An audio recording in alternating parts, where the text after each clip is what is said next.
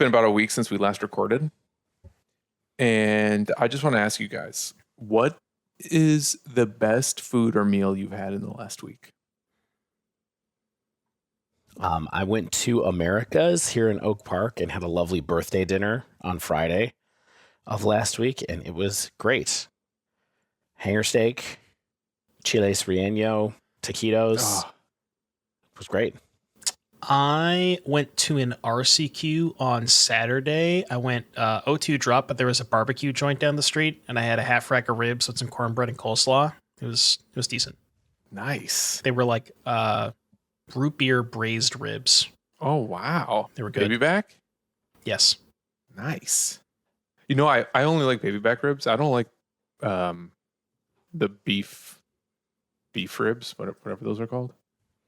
You don't like those? I mean, they're a little bit harder to come by. You don't see them as much. Most barbecue joints are mostly going to be baby back, yeah. Spare ribs, pig. Yeah. They're going to be pig, not beef, usually. But like those big honkin' beef ribs, I don't like them. Ones. I don't like them. Yeah. Depends on how they're made. I like a short rib. Well, but Stan, you asked this question for a reason. What's the reason? Just to shoehorn in another great episode of my sweet extracurricular podcast, What's in Your Mouth? Okay. That's it. I had a great homemade lasagna. My mother made it for my children. Delicious. Oh, a delicious lasagna. Yeah. Great job. All right. And thank you for listening to What's in Your Mouth?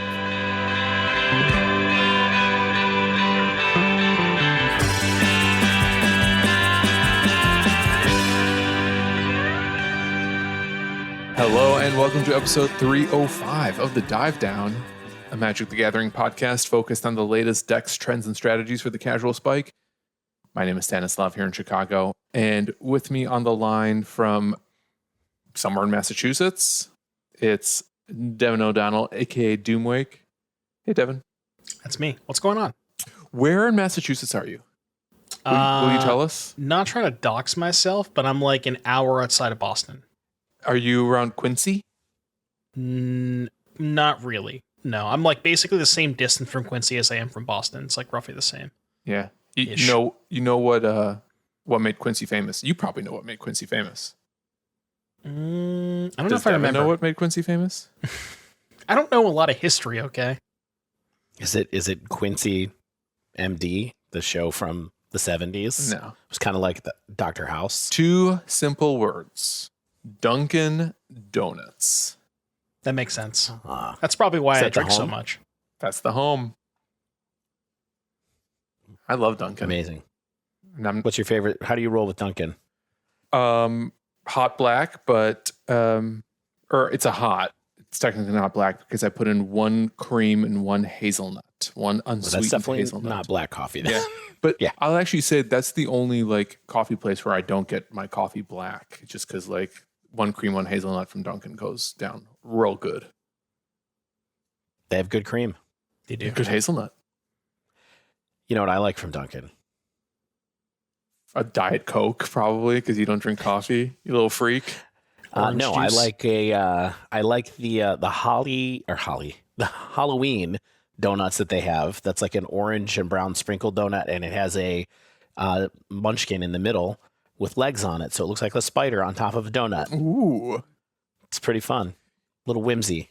You know my actual donut of choice, because I famously am not a big donut fan. I'm a French cruller kind of guy. Ooh, interesting. Double chocolate for me. Yes, Devin, I am double chocolate or pumpkin. Pumpkin's I like the good. pumpkin donuts. Mm-hmm. Yeah. Also with us, it's the birthday boy, David Harbarger. David, they say you only turn 46 once, but somehow you keep telling us that it's your birthday. That you're getting younger and younger. I know. Is this the age when you finally start lying about your age? I don't think. Well, I think most people think that I'm older than I am when they see me because I have the world weary look upon my face. Yeah. And the fact that I have a pure white beard. It's beautiful, by the way. Did I tell you all that I went into Sephora to buy a Christmas present for my niece? I had ordered it in advance. Did I tell this story on the show? No. I don't think so. And I was talking to a staff member. I was like, where do I find this? I've never been in a Sephora before. And she was like, I'm scared. she was like, let me call in the back. And she goes, yeah, I got order number XJ17539 for Santa. Oh my God. Can you believe that? Wow. That's unreal. Wow. And I bet you still picked up that order. I couldn't disappoint my niece. Yeah. You just got to come. Well, see what happens if you show up next time with a Santa disguise. Then what do they say? What if I show up with another guy who looks even more like Santa than I do? Too. Well, then they're just going to say order for Jim, or something. Yeah. Santa and his little bud. Speaking of Santa and his little bud, I have a present for you. The topic of this week's show. Mm-hmm. It's week 2 of our ongoing conversation on the unbans of modern. And this week we're going to try to answer the question, is Mox Opal one of the best cards in modern? Which is a little different from last week's question. Is why is Faithless Looting not the best card in modern? I'm less convinced that Opal is not. And I'm excited to discuss this with you. Okay. I'm down. Me too, Stan. Me too. But first, we should housekeep. There's a Patreon that you can subscribe to support us at patreon.com/thedivedown. And there's a special new feature on the Patreon that was introduced just this past weekend. Keen-eyed listeners might recall that before Shane stepped away from the microphone, he mentioned that he wants to focus on some other projects, and he and I had been speaking publicly about kicking off a video game podcast. Episode 1 of our video game podcast is currently a Patreon exclusive, available through the Dive Down Patreon. It may or may not be a permanent Patreon exclusive to the Dive Down. Eventually, we might feel we're ready to unleash it onto the public. But for now, it's just for our supporters. And we released episode 1 over the weekend. We got really great feedback. There's already a thread in the Discord. Some people DM'd me. Ooh, DMs. With words of encouragement. Sliding in there. Yeah. What? I wasn't one of them. No. Me neither. No. And you know what makes this podcast a little different, the video game show, is that I say some dirty words. Yeah, I'll say you do. And Shane does not beep them out. Yeah, that's true. The beeps is not beeping there. Stan, what's the name of that show? It's called What's That in Your Pocket? Much better title than What's in Your Mouth, I have to be honest. I mean, depends on who you ask, but I think it's an easier subject matter to talk about more. And why is it called that? Because our focus is handheld gaming. Right. Which is everything from the Nintendo Switch to the Steam Deck to mobile to Game Boys to you name it. It's the notion that Shane and I do most of our gaming in the comfort of a bed or a couch. And I guess you can play a console on your couch if it's connected to the TV. But even so, I like to have my Switch or my Steam Deck in my hands while my wife sits next to me and watches reruns of The Office. Yeah, perfect. It's a great episode, I got to say. If you want to hear Stan and Shane talk about their love of video games, where it came from, their first encounters with video games, if you want to hear about some crazy things that Stan did when he was 12? No, younger than that. 10? Yeah, 10, before I had a moral compass. Yeah, there's some serious Stan world building in this episode that you're not going to get mainline Dive Down, because I will not permit it. So go check out What's That in Your Pocket on our Patreon feed right now if you'd like to. And, someday it might become public, but not that story. Why not? That story. It was, let me think, I'm 35, almost 36. So this is 25 years ago. What's the word? Something jurisdiction? Statute of limitations. Yeah, the statute of limitations is up on crimes I committed. Best Buy never forgets, Stan. Okay. So if you'd like to support us, go to patreon.com/thedivedown. I wanted to thank Caleb for increasing their tiers this week. We'd love to have more people join up. We are trying some new stuff on the Patreon feed. Like Stan said, there's that. Stan and I have also been talking about how to do more video content for the Dive Down itself, and we'll see if any of that comes to fruition. Now that TikTok has been saved, let's see if it's worth it. Oh my God. So TikTok died. and I just deleted the app from my phone because I was like, well, what's the point? Oh, party's over. We're done. 24 hours later, TikTok is saved. I can't re-download it. It's still blocked on the App Store. So I'm just cut off from TikTok. Oh, no. You're just out. All right. Well, you can join us over on YouTube Shorts then, where the rest of the old people are with me. Yeah. All the other Santas. No new reviews. You can also go to our store at thedivedown.com/store, get some hats, get some shirts. You can also go to manatraders.com to rent cards and get a rebate when you use our code TheDiveDown when you rent from ManaTraders for 3 months to get that rebate for what it's worth. And then lastly, if you want to get some quality Magic gear that we love to play with, that I use this weekend, love that play mat from Heavy Play, go check out heavyplay.com. Code TheDiveDown2024 still in effect over there to get 10% off your first order. Devin, beautiful red Heavy Play box. Stan, beautiful red Heavy Play box. My Thank you. red Heavy Play mat is right here. Look at that. Red Heavy Play mat. We're all red. Cool. We can There just you go. attach them all Like together Voltron. with magnets. That's what Heavy Play's tagline that I Camouflage. suggested them was. They rejected it because they said nobody is as old as you, but like Voltron. Also, there might be some copyright issues there, so But that's it. We can dive into the episode now. Oh gosh. What if the Dive Down bought the rights to Voltron? What if we then what if we took all the rich and patrons' famous? money We'd be that they've cooking. sent us all these years and we're secretly working to negotiate the rights to beloved 80s franchise Voltron and also get a little slice of Masters of the Universe? What do you think? I think it's a really good idea, it's brilliant. and I'm glad that you ran this by our accountant to make sure that it was. She gave me some Financially homemade possible. lasagna, weirdly. Is that Voltron? No, it's my mom. All this talk about Voltron makes a lot of sense because, it almost seems like Underworld Breach plus Mox Opal. That's Voltron, right? I think that there was a point in time when we thought Hardened Scales perhaps was Voltron, but that's not.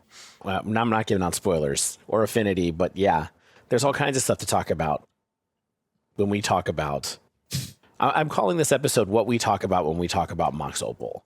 What do you think about that? Love it. Yeah. Love it. Yeah. So this is, as Stan said, this is the second in our series on unbanned cards. I think it's fair to say that Mox Opal was the most outwardly powerful of the cards they unbanned in December, right? I think a lot of Outwardly? us thought that Yeah. Faithless Looting was that outwardly powerful. Yeah, but not the same as Opal. Opal is a Mox, and it's a Yeah. Mox that actually Yeah. works. Fair enough. It's really hard to if you look at the ban list and you look at all of the fast mana, Chrome Mox, Rite of Flame, Seething Song, and is Mox Opal worse than any of those cards? I think there's an argument, right? Yeah, I think so.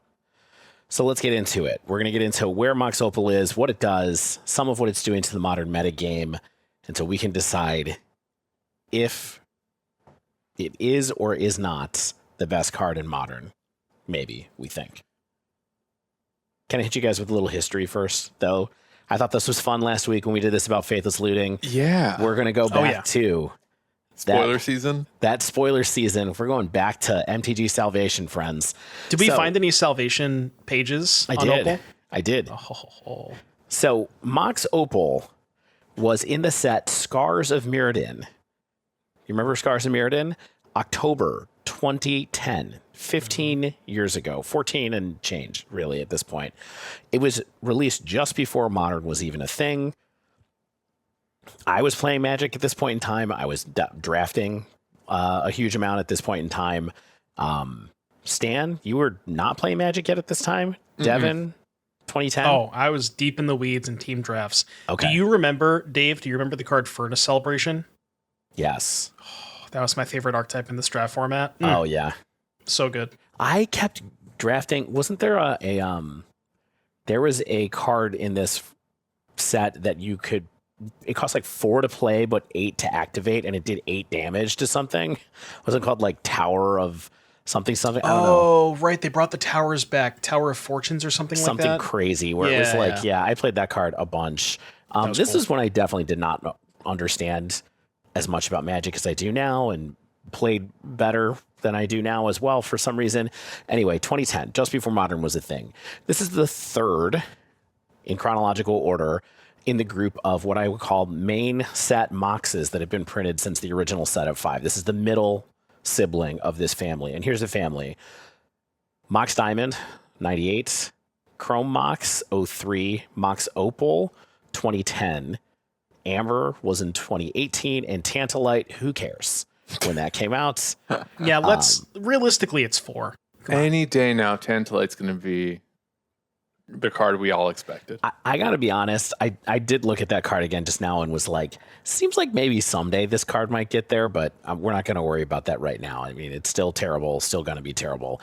Anyway, so this was the middle one. The thing that was interesting to me is there was only 5 years between Mox Diamond and Chrome Mox, which I was kind of surprised by, but there's been 7, 8 years between all the other ones.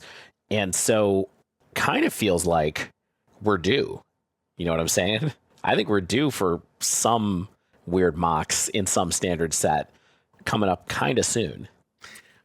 Yeah. I mean, it would have to be worse than Tantalite, which, I mean, the bar is pretty low there, right? It doesn't have to be worse than Tantalite. It has to be.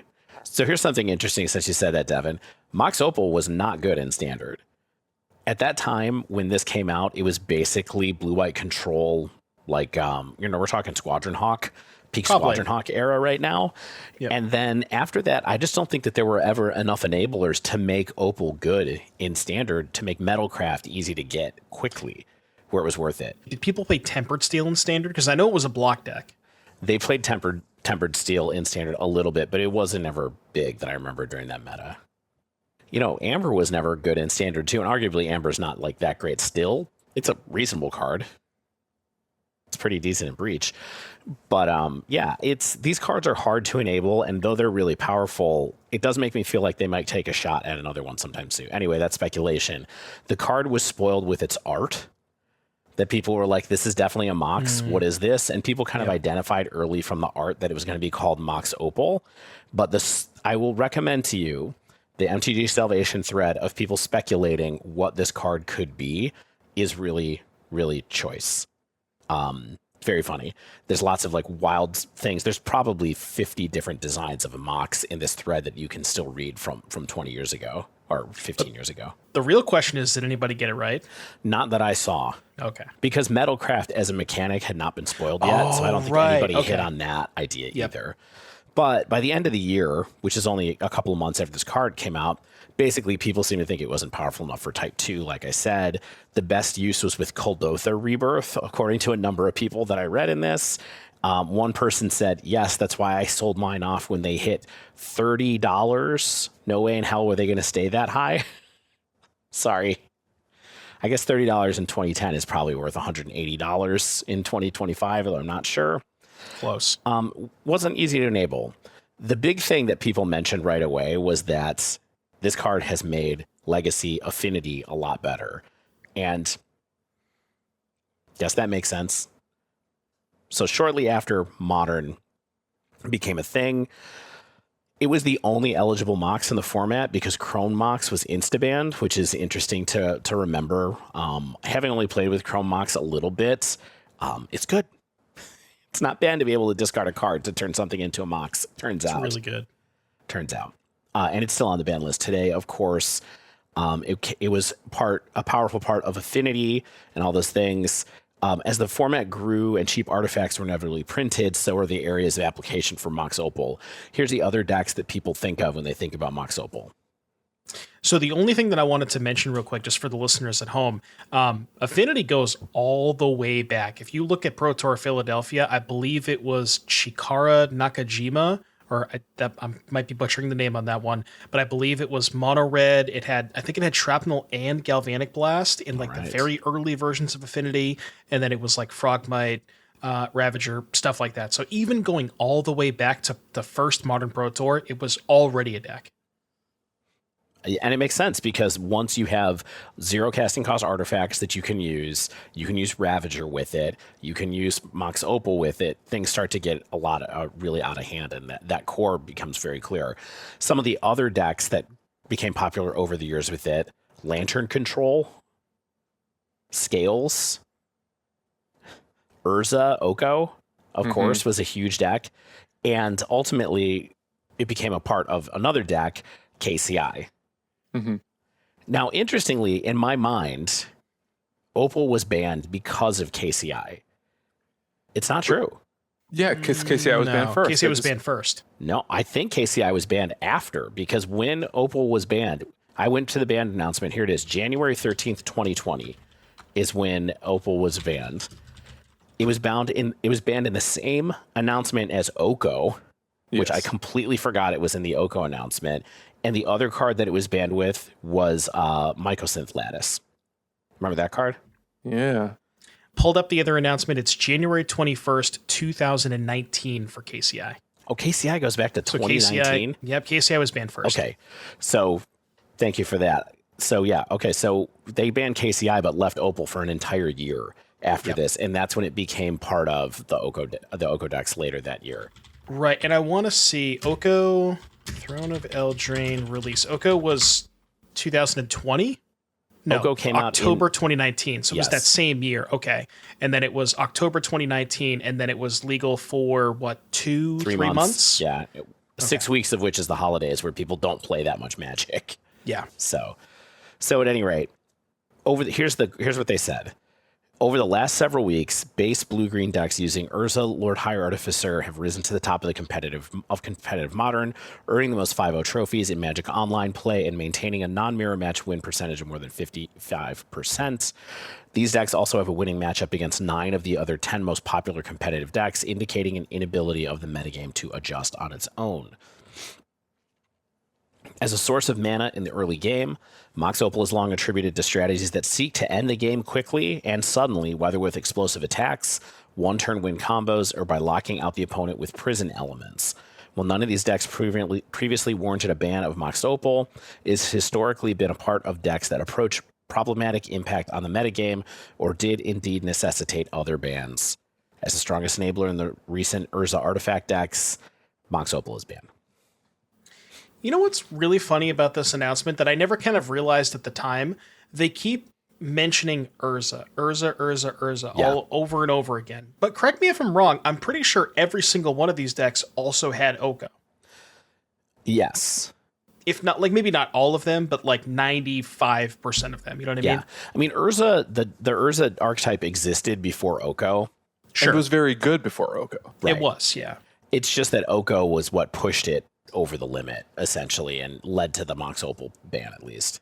And Oko saw playing other decks, too. It did. There was, 4 or 5 color Shadow was playing Oko. Like, Oko was just sort of like in every deck. So this same announcement, I didn't pull this stat, but I read it when I was putting these notes together. They mentioned in the Oko ban part that Oko was in 45% of decks in total. It was in one ring level of decks. Less than the One Ring. Yeah, but it was in like every deck that I played at that's that fair. time. Shadow, other things, yada, yada, yada. So I thought it was KCI. KCI banned a full year before this, which I forgot about, and then this finally comes a year later. Okay, so 5 years later is where we go to December 16th, 2024. And really what they say here is, for much of Modern's history, artifact decks have been a pillar of the format, with decks like Original Affinity, Ironworks Combo, and even Lantern Control. But it's been a while since we've had such strategy be viable. We know this. They talk about how they try to bring some enablers back in MH2 and MH3, but there wasn't enough power, so we're going to bring it back. Basically, they say, we never stop printing strong anti-artifact hate, and our expectations are that the reintroduction of Mox Opal will give rise to several interesting artifact strategies, both new and old, without adding any power to already strong decks, and so Mox Opal is unbanned in Modern. What's interesting to me about this, that very, very first statement, for much of Modern's history, artifact decks have been a pillar of the format, with decks like Original Affinity, Krark-Clan Ironworks Combo, and even Lantern Control. But they banned KCI, so they don't necessarily want KCI to be a pillar. Right. And I kind of feel like we might be in a KCI situation right now. Ooh. Spoilers. Okay. No way. So level of excitement, we've talked about it. I wasn't very excited about this card getting unbanned. I was like, "Ooh, that card's going to be expensive. I'm never going to have them," and I never played these decks. Devin. Yeah, I mean, this was the one that I was the most excited for, given my rich history with Affinity. That was the first modern deck I ever played. I played it for a better part of 5 years before, up until the point it got banned. And my initial reaction was we get to play Affinity again, and I got to tell you guys, I've been playing a lot of Affinity over the past couple of weeks, past month or so, and I don't know, it just feels like it doesn't cut it anymore. Yeah. Spoilers. So here's what I want to talk about, or I want to point out really quickly before we get into this. Last week, we did a little this is what Faithless Looting is, and this is what Faithless Looting is not. Yeah. That's not what Mox Opal is all about. I think everybody kind of gets what Mox Opal is. But the funny thing is, I think that there's kind of three things to keep in mind about Mox Opal. It's fast mana, it's a 0 casting cost card, and it's an artifact, so it has artifact synergies. Those are all of the pieces of the buffalo that you want to consider when you're playing with Mox Opal. The one thing that I think is really interesting about the fast mana part is there's even two little sub branches with there in my mind about what decks like it and what decks don't. There's decks. It's kind of does your deck want Lotus Petal to be able to try to do a big combo, or does your deck not care about Lotus Petal? So I'm not trading cards for mana too much, but I'm willing to play this to kind of power things out a little bit faster. That's sort of combo versus affinity, both being things that like Opal for different reasons. So there's these kind of all these different aspects that go into the card being good. So I think all the decks we're going to look at are going to touch on that in different ways. But the big questions we're going to think about today are, have anti-artifact hate cards gotten so much better? Have value cards gotten so good that mana speed is not enough? So we don't care about that speed anymore that Mox Opal brings. It's really about other pieces of it. Are the decks that use Opal to power out aggro strategies just past their prime, which Devin kind of said with his early take on Affinity there? And is the only place for Opal now combo decks that just want to go faster, kind of essentially being a Lotus Petal / even kind of like a Simian Spirit Guide in some ways. You're just kind of hey, I need to get to 4 mana as fast as possible, and Opal helps me do that, and boom, that means I can kill you a turn earlier. So those are the things that I was thinking about as we start to get into this. I was also thinking about instead of playing Opal, why not just put a few extra lands in your deck? You can fetch them. They got cool full arts. Yeah, great. Hey, Mox Opal has a cool full art. I'm just saying. Yeah. You're just saying the things. Just saying the things. And you know what? I'm just asking the questions. More baubles and ornithopters. So here's the decks that I have seen with Opal when I did a little bit of research. Okay, I did some research on Goldfish, looking for cards that had Mox Opal in them that were in challenges or tournament wins. And it goes like this. Breach / Grinding Station. There's tons of different decks in that space. Affinity, Hammer Time, Scales, Broodscale, and Fleshraker, which there's a colorless and a green version that centers around Fleshraker. They both have Opal. And then there's some random 5-0s and results. There's Red Black Asmo, Thopter Sword, Lantern, Blue Black Basim, Kethis. These are all things that I saw on the list. But I want to be really clear. Of all of the results that I looked at, easily 90% of these results were Breach. Yeah, just that tracks. Huge amount. And then Blue Affinity is kind of the next 5%.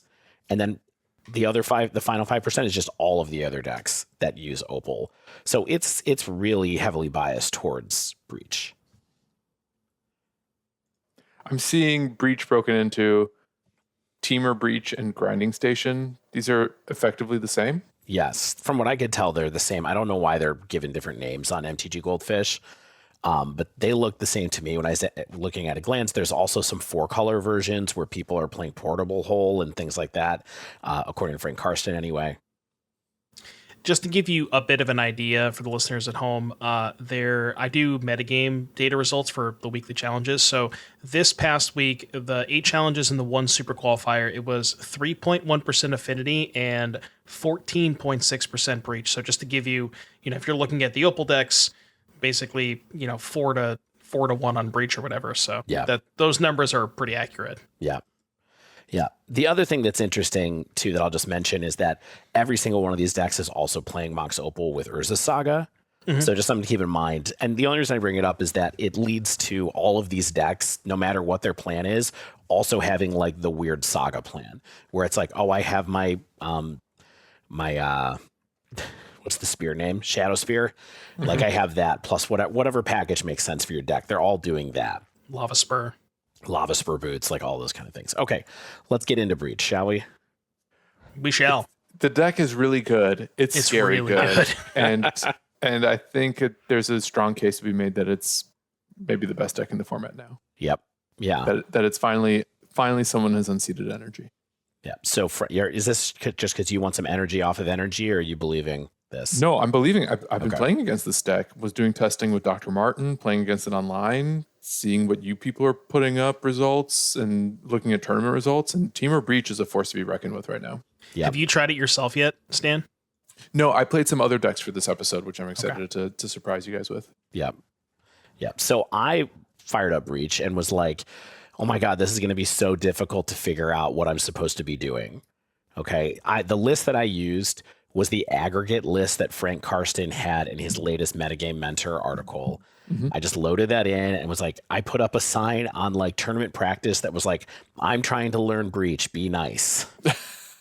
You put up a sign, you're a signer. I was trying to be nice. I never do it. But in this one, I was like, people might get mad if they like tournament practice me and see that I'm playing Breach and I'm taking 10 minutes to do a turn. I had the opposite where someone had a sign that said testing for the RC meta decks only. And I played what I thought was considered like maybe a tier 2.5 deck. It was a list that appeared in the top 32 of a challenge more than once. Good enough. Good enough. But this person rage quit against me like once. I paired against them again just to be BM. And then he blocked me. Little stinker. And that's how we lost another patron. Yeah. But here's what I learned about Breach. It's way easier to pilot at a base level than I thought it was going to be. Yeah. And why is that? It's just 2 cards. You just cast your cards, man. I had the same exact experience where I had never played Breach, and I also fired it up last night. Me and Dave posted the exact same thing in the Discord. I didn't read his message at first, and when I went to post in the episode planning, I'm like, oh, this is just the same thing that he said, where it's just the easiest thing, and I'm 3-0. Yeah, I don't know. You just cast your cards. They're all so powerful. Yeah, the cards are powerful. You have good searching between a bunch of different things. With Malevolent Rumble and Preordain, like they're both super. They dig you what you need.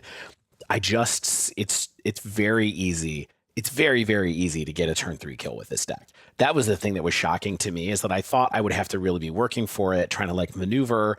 It's just like, it felt like I think I played 4 or 5 matches and I got at least 3 or 4 turn 3 kills, and I don't know what in the world I'm doing. I think I had like 6. Well, Devin, you leagued with it. I did. Yeah, I trophied with it. Just cold. Now, to be fair, the matchups I played against were maybe not the most competitive. There was one that was playing like, one of my opponents was playing like Esper with Recruiter of the. It was like an Esper Vile deck. I don't know if you guys have seen that deck in Legacy.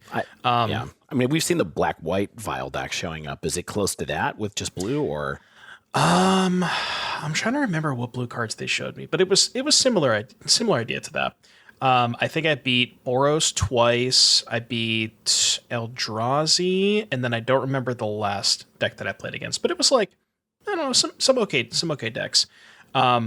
But yeah, I just like first time ever fired it up because I'm like, I'm just gonna give it a shot. I'm trying to figure out what to play at the Charlotte RC that's going to be coming up, and figured I would try it out. And like Dave, I said the same thing. I'm like, I hadn't tried this deck out because I assumed it was too difficult. And you just have a lot of the hands sort of play themselves out because you have with Opal and Amber and Tamiyo and Emery the games. I did this twice in the league where you just go like turn 1 land, Tamiyo, Opal, Amber, Emery. Like if you play both on turn 1, it's impossible to lose that game. Yeah. So those hands are good. And then you have like Inevitability. Breach is always just in like a 2 mana, even if you don't have the combo. A lot of times you just play setup breaches. You go like Breach, cast it, draw 4 or 5 cards, and then because you have woodlands to then copy it later on, then you just get it later on too. So Yeah, that was the one thing that I didn't get into when I was playing it, is that I do think that the thing I identified from this is that the weak link in this deck is Breach, in the sense that it's the hardest card to find. You can't get it back with Emery. You can get it back with Shifting Woodland, like you said. So I think a lot of the games that you're playing end up being around, how am I going to find Breach or get Breach, get a Breach that I can play or hold that for the right time. I never did a value Breach. Maybe it's something that comes up, but I almost always found that by the time that I had Breach in my hand, I had all the other pieces already. well, so I shouldn't say value breach, but there was a couple of spots where I had to gauge, like, okay, I can play the breach with maybe 4 mana left over, and I have the ability to cast Rumble, say, twice. And if I rumble, of the 2 rumbles, if I hit station in the top 8 cards, Right. then it's a kill. But there's a chance, like that. That's what I mean by the value breaches. And in those situations, maybe it's less of a value and more of like, I'm whatever the percentage is, 90% to hit the station. So why would you not go for it? But like things like that. I also want to make sure I'm not misunderstanding you, Dave, that finding Breach is hard, because to me, it seems like a deck with 4 preordained, 4 Malevolent Rumble, Tameo making clues, and Mishra Bobble triggers. You're drawing into it very consistently and sort of digging to it. I just mean it's the hardest of the combo pieces to get to, because the other ones you can hit off of Emery and then recast them with an Emery tap, so they get a little bit of extra kind of on top of that. So it's you only have 12 things that find Breach, where you have 16 things that find your artifacts, basically. Yeah, and maybe that's also kind of what makes the design of this deck so interesting, is that you don't have to use Preordain or Rumble to find the artifacts. Right. You can sort of dedicate your cantrips, if Rumble is a cantrip. Not exactly, but sort of, for the sake of discussion. You can just use your cantrips just to like get this one combo piece, almost turning this deck into a 1-card combo deck, because getting the grinding station is so streamlined into the overall game plan.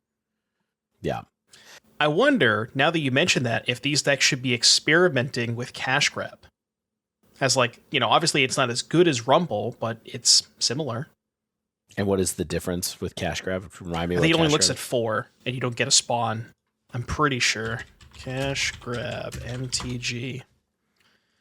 2 mana, mill 4, put a permanent from among the milled cards, and blah, blah, blah. So, yeah, mill 4, get a permanent. But it's any permanent. So, artifact or enchantment. It's also instant speed, which is kind of interesting. Yeah, that could matter. But I digress. But isn't something to think about. Isn't Malevolent Rumble just the same thing? No, so Rumble 3. is 4, but it gives you a spawn. Yeah. The spawn is huge, because you're getting a discount on the Rumble. It's effectively only a 1 mana card. Yeah. And I feel like, yes, the spawn is critical, because this is a combo deck, and sometimes you're just sort of like trying to get that one extra resource to combo out on the same turn. Right, or even like turn 2 Rumble, turn 3 you now have 4 mana, even if you don't have a Mox, or if you can't turn on your Mox, then you just go 4 mana, Breach, Station, we're good to go. Yeah. Now, there's tons of practicing with the nuance here, so I don't want to discount that this deck is easy or something like that. Like, also knowing when you can go for it, depending on how many cards you have in your graveyard. Like, I got super lucky in one of the games that I was playing where I had to go for it because I was going to die with only 1 card in my graveyard when I started grinding stations. And in order for that to work, I basically had to hit... I think I had to hit Thassa's Oracle in like the last hit of grinding station in order to win from that position, because I didn't have enough mana to do anything else. And I did. I probably could have hit another Emery or something like that and kind of made that happen too, but it just wasn't worth it. So there are some like narrow passages that you have to pass through to figure out, like, I think once you really practice this the deck, you can see like, oh, I'm in this position. I need to do this exact thing in order to win right now. And that, I'm sure that speeds up for people who are good at the deck and all of those kind of things. I also want to point out that this deck is a very good piece of evidence of how much stronger Opal is than Faithless Looting. Oh, yeah. Yeah. Considering looting is a 1 mana card that not only lets you dig into your deck, but fills your graveyard for things like Thassa's Oracle or even the Underworld Breach. And it's still not good enough here. It's still worse than even Preordain or Rumble. Just points to me that on the one hand, I think you can play devil's advocate and say, like, this deck is just so finely tuned now that there's no room for the Faithless Looting. But I think if the Faithless Looting was worth its weight, you would make space for it, maybe over like Saga targets or something. I don't know, hypothetically. But the fact that like looting doesn't even make the cut, but this is playing for Opal, for Amber, is just kind of points to the fact that like the ramp and it kind of like the resource that Opal provides is just so much more powerful in modern than the flexibility that Faithless offers. Yeah, it's weird because you would think Underworld Breach normally, like, you want to fill up your graveyard and have like a relatively stock graveyard, and that's kind of what looting is good at. But you don't really need a lot in the graveyard. Like if you just have like 3 cards, that's usually good enough, because as long as, I mean, I guess you need 1 extra, because if you mill over the Oracle, you don't want to be forced to exile that with like to replay one of your zeros, so you don't want to have exactly 3, but if you have like 1 over, it's not too big of a deal. Yeah. I have seen lists with looting. They're good at flipping Emery, or not Emery, Tameo. So that's like really what it's there for. But other than that, I don't think it offers you that much. Tameo's good and scary. A flip Tameo is super scary. It is. Yeah. Tameo's good, but I actually think it's one of the worst cards in this deck. For what it's worth. I never flipped it. I never flipped it. I barely ever got a chance to attack with it, which is fine, I guess. You know, if it's like that's what people are killing instead of Emery or whatever, they're not waiting for me to play Emery. They're just killing Tameo.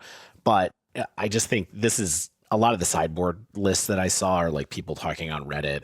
I was looking at a couple of different articles where people were giving recommendations. They were liberally sideboarding out Tameo and Emery to bring in other cards that they needed. Speaking of sideboarding, I think that we've kind of like talked enough about how good this deck is now. I mean, the other thing we didn't even touch on is that because it's a Saga deck, if your combo's not going off, sometimes you just randomly kill people with constructs because you have so many 0 tokens. Like that can happen. Yeah. You guys have both played against this deck a ton. Stan, I know you thought about this matchup a lot. How do you approach beating this deck? Like, how are you sideboarding against this deck mostly? There's so many different ways that it can be disrupted, but it still feels like it's so fast that sometimes it can get there just faster. I mean, it can be somebody played Deafening Silence against me, and that was a little tough to get around. Somebody played Blood Moon, and I managed to sneak my way around that. Like there's lots of different ways. You can play Meltdown and take out a lot of the stuff that this deck is building up, depending. What do you guys think about it? Well, I disagree with the premise of that I am beating this deck, because I'm not. I thought you did maybe pre-Opal, huh? Yeah, pre-Opal, when Blood Moon was good against them, I could cheese a game here or there or match win when it mattered, but I don't think Blood Moon is good against the Temur version. Okay. And I actually think this deck is very hard to beat. And part of that is too because it's a combo deck, and combo decks are good against Boros Energy, so it wins the matchup library. And kind of like punishes you for overboarding, because yes, you can try to attack their graveyard to deal with their Underworld Breach turns, but sometimes they can play around you or play Urza Saga plan. You can try to play Meltdown, but then they'll just rebuild because you only have the 1 Meltdown. And Wear and Tear, I feel like just isn't good enough. Yeah. Like going 1-for-1 with them never feels like a good exchange. Nope. So yeah, I think this deck is hard to beat, period. And me being essentially all in on Boros is especially hard to beat. And you kind of have to like get lucky with all of your interaction while also having like your turn 1 and 2 threats never disrupted either. Yeah, for me, Dave, you mentioned Meltdown as a card that you kind of highlighted against Breach. If I have Meltdowns in my sideboard, I don't know if I'm boarding in that against Breach. Interesting. I don't actually think they're. I mean, you probably have to because they just answer the construct tokens. But the thing is, so there's a couple of reasons why it's not that great. Is one, if they know it's there, they can just not deploy all of their zeros, because a lot of times they don't necessarily need the extra mana until they're going for the big combo turn. Right. Now, certainly there's definitely draws that involve, like the Opal, Bauble, whatever, Emery Tamiyo hands. But even in those hands, they just have a Tamiyo and an Emery in play, and what is your meltdown really accomplishing? So that's kind of the problem there. If I wanted to have something like that, I would much rather look towards Wrath of the Skies, which I don't know if you guys have seen this, but some of the Boros lists have been adopting Wrath of the Skies in their sideboard, which is a strange card for the Boros deck to be playing, because you usually associate that with a card that's good against Boros. But specifically going after the sagas is huge, because that's what Meltdown doesn't do. And then for my money, personally speaking, I think probably the best card that you can sideboard against them might be Stony Silence, because it just kind of... It just shuts off all the mana. It means they can't pop clues.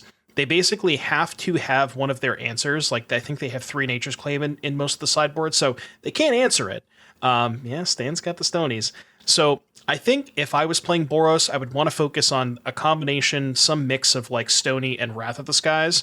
You could also go towards like Orim's Chant, which is decent, the turn that they go for Breach in response to that. So there's some options.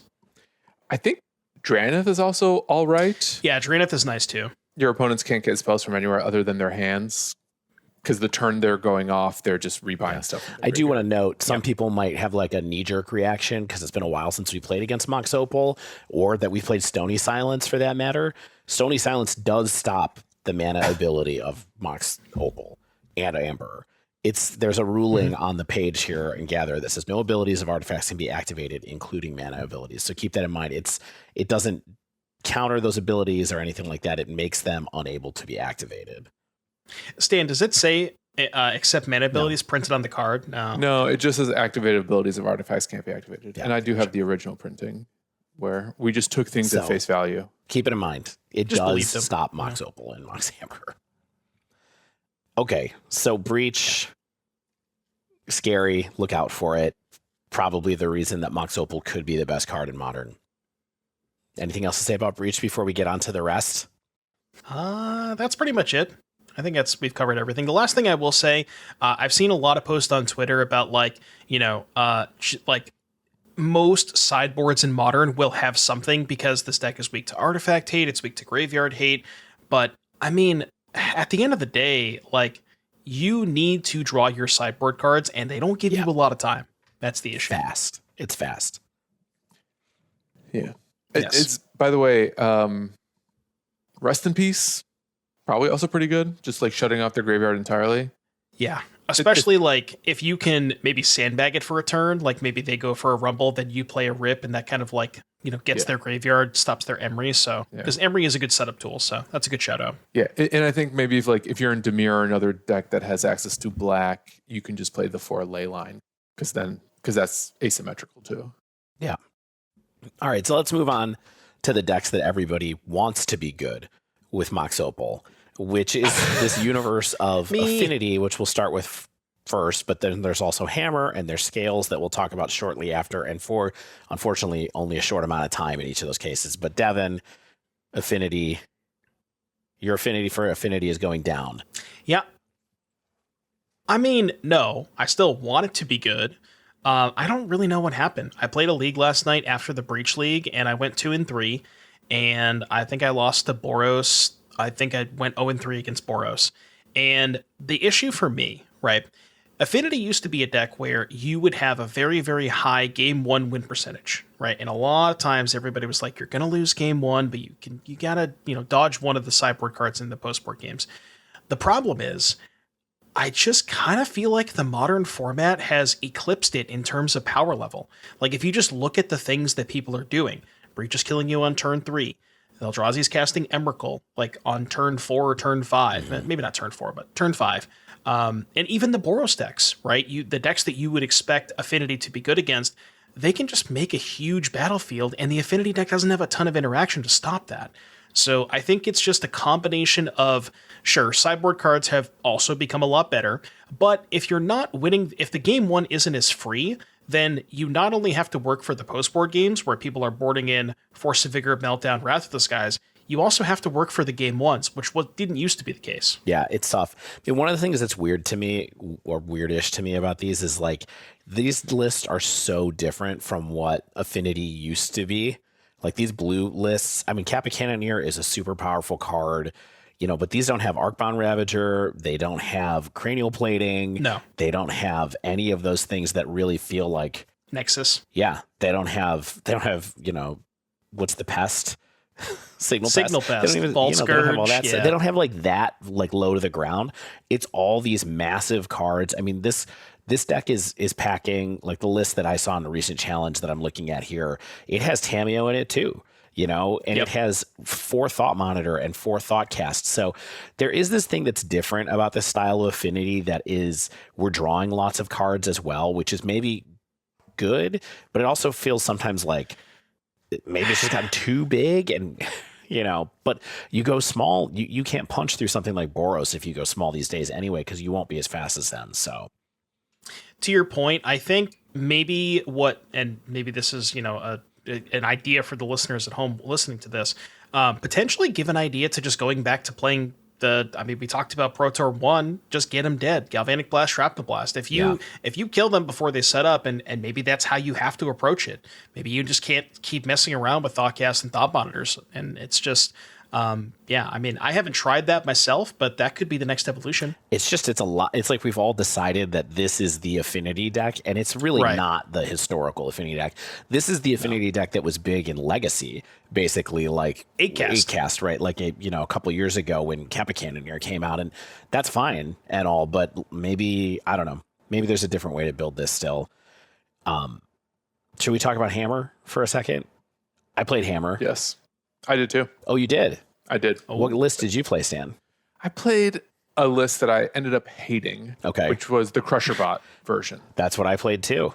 And I regret not playing the blue-white version, because I think to play a Crusher Bot deck, you have to be a Crusher Bot player.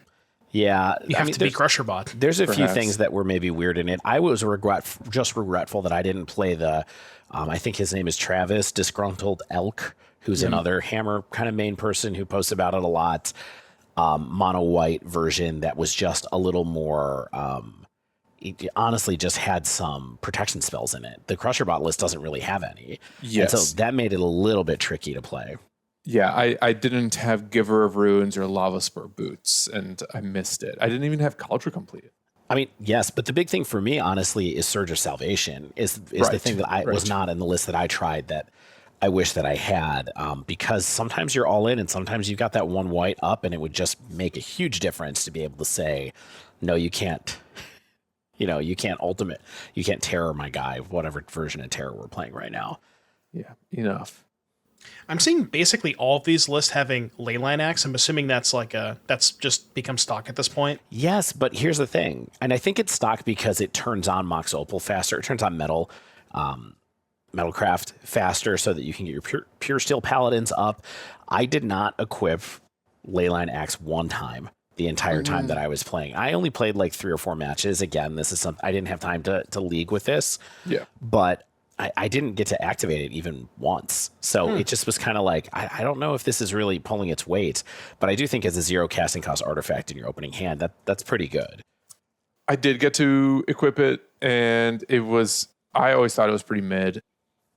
Frequently would side it out. Okay. Good idea. And maybe, of course, I'm playing incorrectly. I was never really great at Hammer to begin with, but I was unimpressed with it, even in the games where I had it in my opening hand. And I think like ultimately with Hammer, what I found was that it had a really big Boros problem and a really big Dimir problem. Dimir in particular, like having a ton of removal in addition to cheap counterspells, just picked me apart. Yeah. Yeah. It didn't feel non-functional to me in any way, but it just felt too slow. And there's too many hands that are just kind of like not very good, and they're not recoverable in any way. Yes. And Opal, because this is the Opal episode, I don't think Opal gave this deck the gas it needs, because you're only playing the 4 Opal, and it really wants to play a very fast game plan. Opal is not the type of card you're mulligan toward anyway. So I was not impressed with Hammer, and I don't think it's an Opal problem. I think it's the fact that you have Hammer problem. Yeah, you just have better aggro decks that I think kind of stop you in your tracks. And then likewise, you have a really good disruptive mid-range deck that kind of shuts down all angles of attack that you have access to. Yeah. Yeah, it's unfortunate.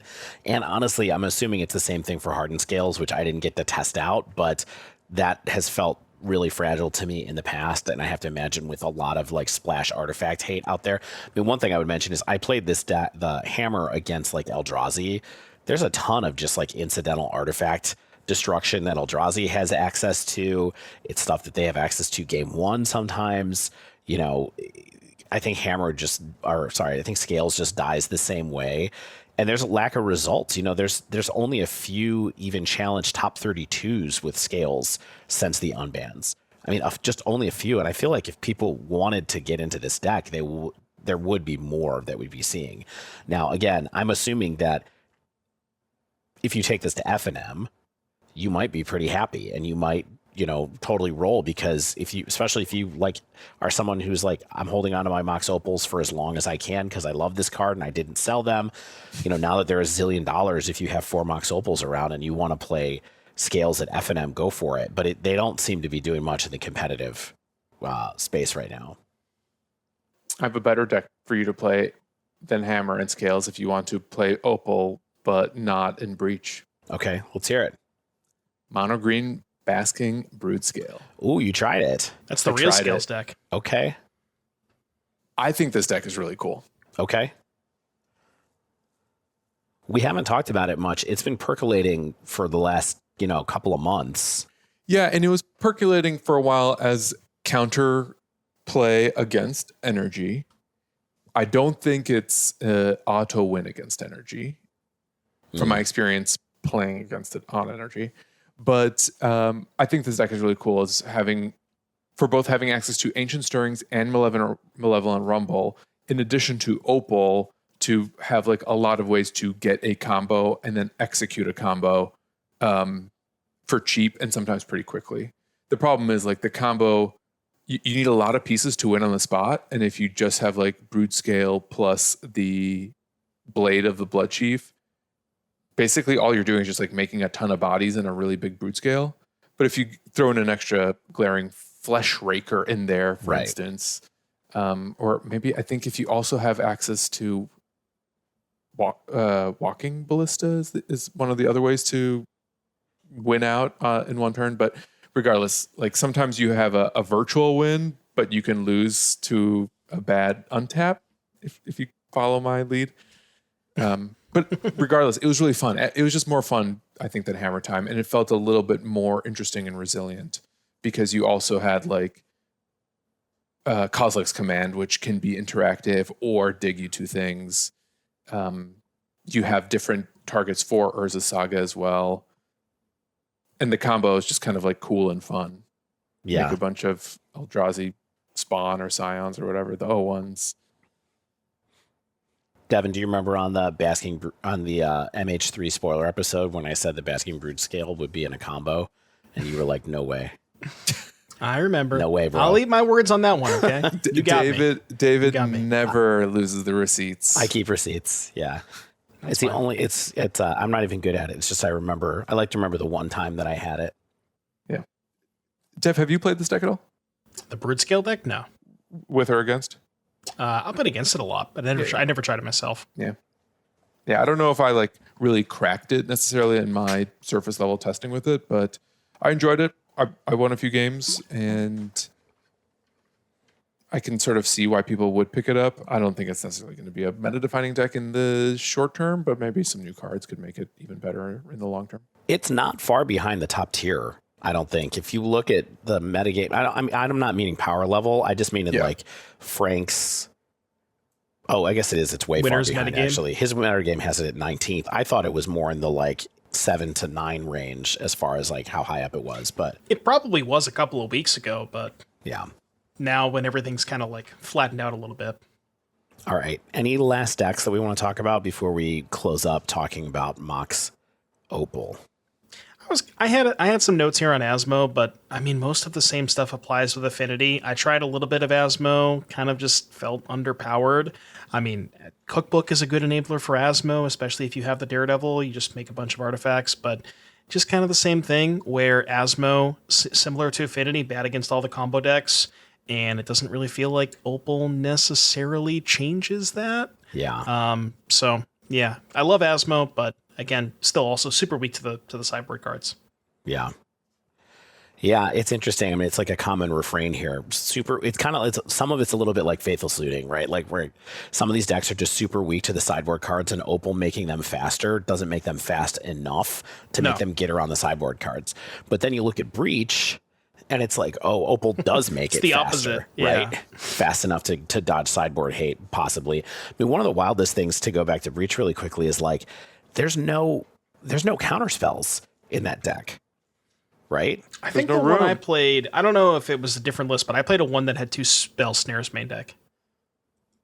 I don't think they're stock, though. Oh, they're not? I just copied the challenge list, the challenge winning list from King Harry. He had 2 priority and 2 snare. Yeah, I'm looking real quick. Consign to Memory and Spell Pierce in the sideboard and Veil of Summer. So you can bring in some protection spells. I think the go-to protection spell you have is like Sink into Stupor and Unholy Heat. Right. Yep.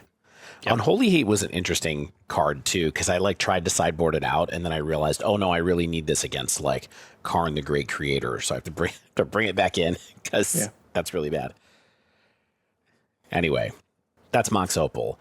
Really, really good in one deck. Made a bunch of other decks faster, but maybe not better or stronger in the metagame. So what do we think? Is this one of the most powerful cards in Modern now, or like where's your headspace at? Well, I mean, if we have to answer our question from earlier, why isn't Mox Opal the most powerful card in Modern? My answer would be because it's Underworld Breach. Right. Wow. Yeah. I kind of agree. That take. Hot take, right? I feel like scorching hot take. Yeah. I feel like this might be the time period that finally gets Breach out of here. No. They're never banning cards again. That's the Never thing. Again. Cards are fun now. Modern is for the fun cards. Okay. We'll see. I mean, clearly Underworld Breach is a card that is, I mean, it's been broken. It's been on the edge of being broken for a long time. It just hasn't had a shell that actually won all the time. But it's a really messed up card itself. I mean, the card's banned in Legacy and Pioneer. Right. So it's the only format you could play it in. Yeah, but those formats are for the weak. Are they? This Modern's is for the fun. For the funs. Stan, what's your thinking? On summing what? it up. On which hot take? We got to answer the question. Why is Mox Opal not the best card in Modern? Yeah. Or is it one of the best? The reason Mox Opal isn't the best card in Modern is because it's we live in a format with pillars where we have multiple best cards in Modern, and Mox Opal just gets to coexist with other cards that are maybe of a close or if not equal power level. But do you think it's fully reestablished itself as one of the powerful pillars of Modern, given middling results from a lot of decks, but good results from another one? I think it's hard to imagine Temur Breach being able to supplant energy without Opal. Yes. And I think like what Mox Opal did really effectively is give us a new viable archetype. It gave new life to a pre-existing archetype and gave us a new viable tier 1 archetype. And the fact that it's arguably, I don't know if better than Boros is the right word, but favored against Boros is certainly the right word, because it's certainly not favored against Dimir, right? And we sort of live in the paper, scissors, rock between Boros, Dimir, and Temur right now, that those are sort of our pillars. Mox Opal isn't the best deck because the best card because we don't have best cards, right? Unless it's maybe Underworld Breach. But we live in an era of best decks where a bunch of hyper efficient cards kind of come together really beautifully. Sure. And Opal is a welcome piece of that. And for that reason, I actually would even go so far as to say a great unban. I think so too. Even if we had to take some like 2 to 3 other weaker, less inspiring unbans to get Opal, like you're gonna miss all the shots you don't take. And I think a lot of what people were afraid of with Mox Opal being unbanned, like Affinity and all this stuff. I mean, I don't know how many people had Breach on their radar, it being this good, but I feel like a lot of that has, with the exception of Breach, has mostly just been okay. Yeah. Yeah. So you guys are both locked in RC testing. You were thinking about how to beat Breach because that's really important. You're both locked in on energy. Devin, are you still in on energy too? You're not locked in. I'm not locked in on anything. Stan is though. Not after last night. Yeah, I'm not the type of player who can just kind of pivot. Devin, you're thinking about it though, huh? I'm thinking about it. You know, I'm locked in on having a really great time with my friends and the weirdest city. That's perfect. That's fair. That's right. Next week on the Dive Down, we need to talk about Splinter Twin and Green Sun Zenith. Is that? Yes. We're going to do a 2-in-1? A twofer. So that the following week we can do a preview for Portland and maybe a quick recap of Aether Drift. I think we need to do a cards from Aether Drift that we think might impact Portland. Yes. Yeah. And where to buy boxes in time. Right. Cool. Well, there you go, folks. Our content calendar is public now. It's the new era of Dive Down where we brainstorm topics live on the air and then release it a few days after we record it. And with that, let's wrap up this week's show. If you haven't yet, make sure you subscribe to our podcast. Get the latest episodes as soon as they come out. If you use Apple Podcasts, please leave us a rating and review. It's actually quite hard for us to see reviews now. David said there's no new reviews. I think it's actually quite hard to check. Previous review technology is gone. Yeah. But the listeners who explore our podcast on Apple or Spotify, I suppose, will see it. So thank you for those who have left reviews, and we encourage you to leave reviews again. If you'd like to reach out to us, you can skeet us. We're on Blue Sky, the divedown.bluesky.com or something. Just search. Yeah. If you'd like to support us, find us on Patreon, patreon.com/thedivedown. Check out Shane and mine new experiment, What's That in Your Pocket, the video game show spinoff of the Dive Down. I swear. You do. On the show. I think to juice up the Dive Down, we're going to have to introduce like a cute child to the Dive Down for season 7, right? Isn't it about that time? Yeah. Maybe I can get one of my kids to be on the show and give hot takes and say words like flage in a silly way. That's a great idea. The Rizzler. Yeah, the Rizzler. We'll get the Rizzler on here. How many booms would you give What's That in Your Pocket episode 1? At least 3, right? Maybe I give 4? it 6 booms. 6 booms on a scale of 5? I'll take it. That's better than a Costco hot dog. Nailed it.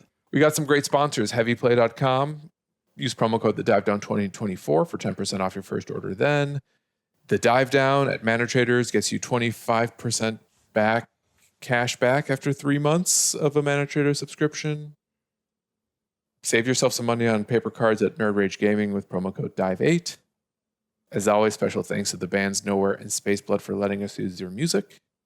And until next week, get out there and play 3 artifacts to get Metalcraft and tap Mox Opal for mana.